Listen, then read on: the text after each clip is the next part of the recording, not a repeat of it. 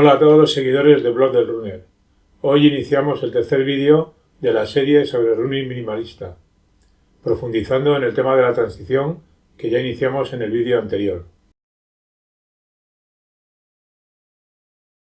Si estás decidido a hacer la transición, antes de ponerte unas zapatillas minimalistas y empezar a correr, seguramente necesitas aclarar esta cuestión. ¿Utilizo solamente zapatillas minimalistas o alterno zapatillas minimalistas y amortiguadas?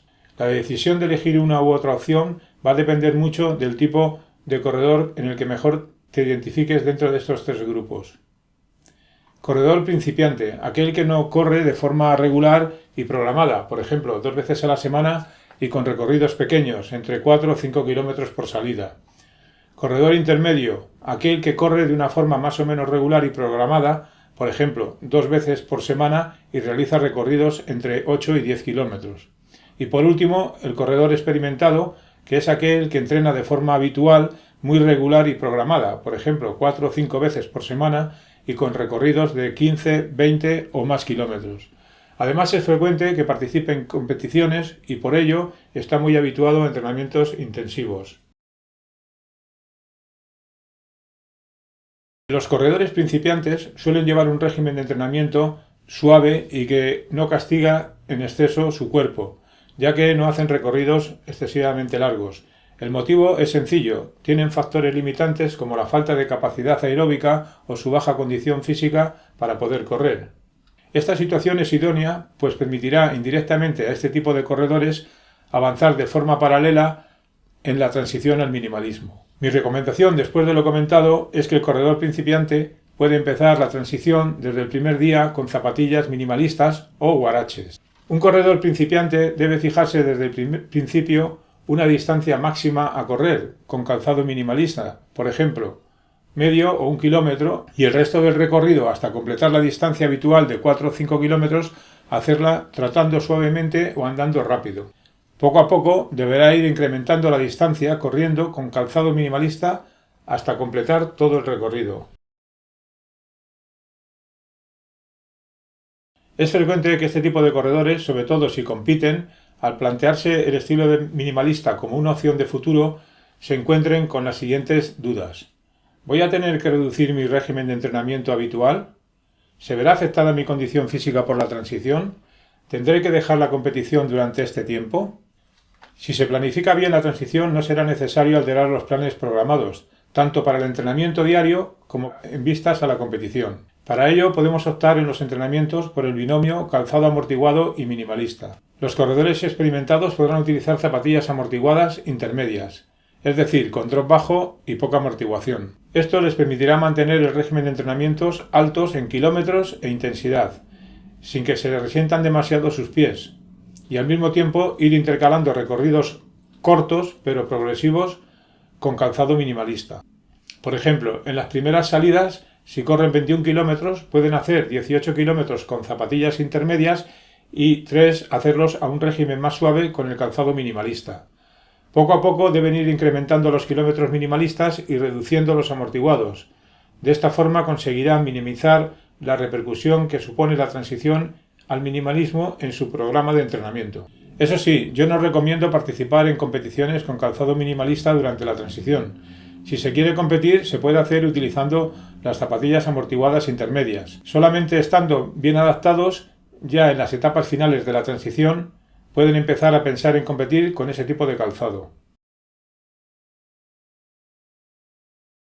Este tipo de corredor, dadas sus características, puede elegir entre cualquiera de las dos opciones vistas anteriormente, dependiendo exclusivamente de cuáles sean sus objetivos en el futuro.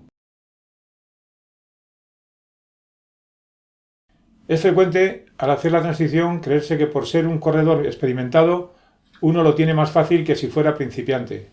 Más bien es todo lo contrario. La estructura locomotora de un corredor experimentado está mucho más debilitada por utilizar para correr calzado amortiguado. Este calzado modifica el movimiento de las articulaciones, afectando a la dinámica del resto del cuerpo durante todo el tiempo que se ha estado corriendo con él. Cuanto más tiempo hayamos estado utilizando el calzado amortiguado para correr, más tiempo necesitaremos para adaptarnos al minimalismo. Esto significa que debemos ser muy cautelosos en la transición y no caer en la tentación de querer terminarla rápido, ya que el resultado puede ser una lesión grave.